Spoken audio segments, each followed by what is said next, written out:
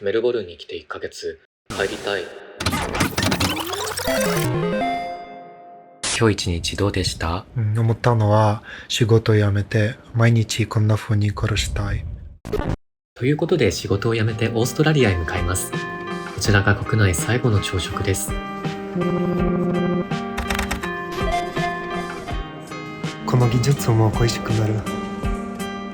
成田に前乗りして準備万。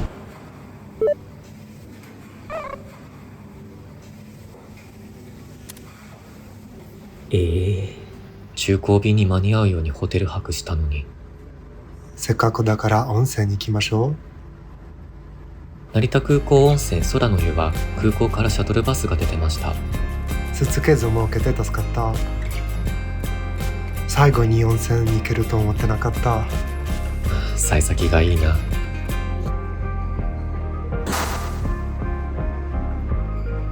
こんなに映してますけど乗るのは JAL ではないです。お世話になるのはこちら、最安値 LCC 空の旅。このフライト中壁ばっかり見てたのでファストトラベル本当にしたくなりました。深夜到着からの13時間レイオーバー、案内に従って動いていたらいつの間にか入国していたのでフィリピン名物のジョリビーに向かいます。閉まってる。ネットでは24時間営業って書いてあったのに。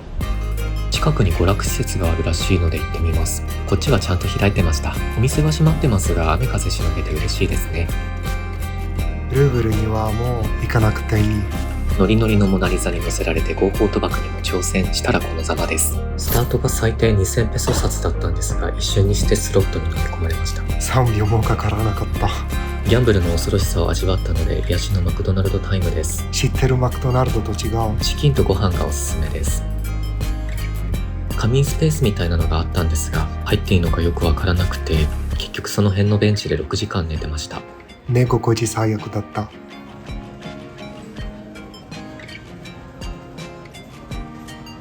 体感1時間ぐらい並んだ。チキンかぶりを避けたのでこれがジョリビーの正解かはわかりません。この空港のオーストラリア行きは搭乗口で荷物を再チェックするっぽいのですが日本で預けたスーツケースがギリギリまで来なくてドキドキしましたが無事チェックを終えていよいよ搭乗です。フライト時間はこっちの方が長いんですけれども眠すぎて一瞬で終わりました。入国管理は自動化されてて拍子抜けするくらいスムーズでした。なんかビザの紙とかいろいろ印刷してたんですけど一個も使わなかったですね。入国自体はスムーズだったんですけどこの時点でメガネなくしたり空港泊でもう満身創痍でした。おとなしいホテルに行こう。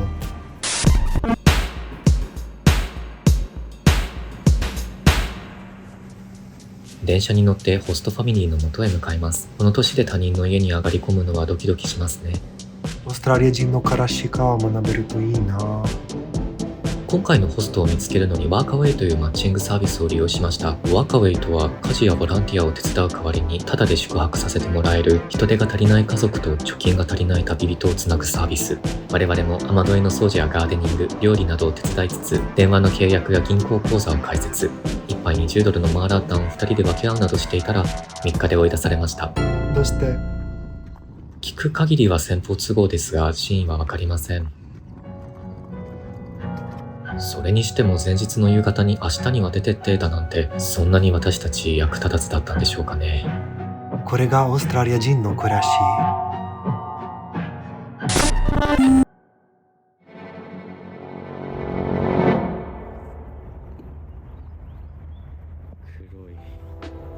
1日1万円のホテル生活を続けられるほど強靭な貯蓄はないので2人で住める家と仕事を探します。徒歩で。メルボルンは交通費が高めなので路面電車が無料の都心に近いところを見つけたいです。でないと仕事探しの交通費で自利品になりかねません。イタリア人移民の像だって言わなくてもイタリア人と分かった。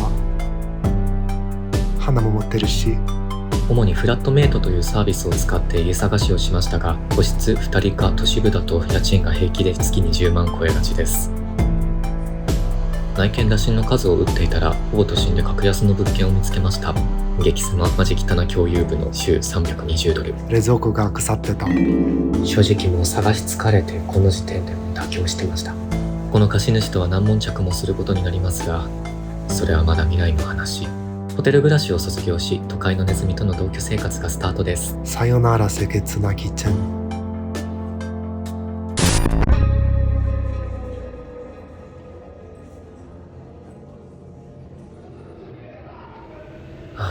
ただでできる観光は楽しいな。シェアハウスに移ってから1週間ほど仕事探しを続けていました。トーニオさんはすでに何件かトライアルに挑戦しているところです。とても緊張した。こちらの職探しの流れは履歴書送付からの面談、トライアルという名の無償労働の後の採用が基本。履歴書を送った後はただ祈ることしかできません。待ってる間、観光がてら見かけたスタッフ募集中のお店に応募する毎日です。直接店舗に履歴書を渡す方法が人気なのは承知ながらも、募集してもないのに営業中渡されても迷惑だろうなとかいう奥ゆかしさを装った言い訳で行動しない人間、それが私です。夜な夜な募集要項を見ては自分の引き出しの狭さを自覚する日々。もたもたしている間にトーニオさんがレストランに採用されました。トライアルでいろいろなところに行けて楽しかった。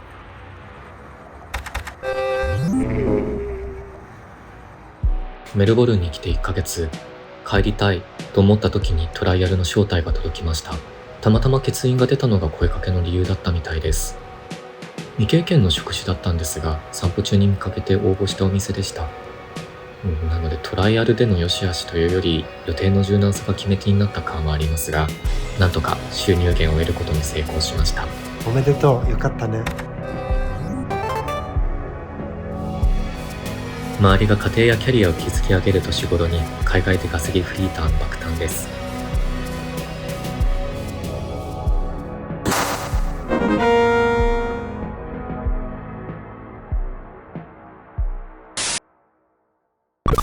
ワーホリのホリデー部分を楽しめる頃にはクリスマスが終わっていました。思ってたのと違う生活にも案外慣れてしまえるものです。トーニオさんはメルボルンに来て何がギャップでした？すごく寒かった。南半球には夏しかないと思ってた。冬服足りなかったね。あと仕事がないのも意外と飽きる。私が強く感じたのは、日本で培った自信などこちらではケツを拭く紙程度にしかならないということ。年齢なりに落ち着いた性格のつもりだったんですが、貯金が減るとともに性悪になるのを感じました。君が就職できた時にほっとしてしまったり。最初は必ずファンになる。なりすぎて賞味期限切れ専門店まで通ってたよね。あれは誤報ですか？東京に比べればメルボルンは小さいし、外食高すぎて出かけられないから閉塞感があったけど、東京と比べたらどこも小さい。黒字になってようやくこの街のこと好きになれた気がします。友達もできた。それだけでも来てよかったよ。以上、ワーキングホリデー1ヶ月目の振り返りとし、家路に着きます。結論、貯金とスキルは大事。次回、止まる電気、失踪する家主。お楽しみに。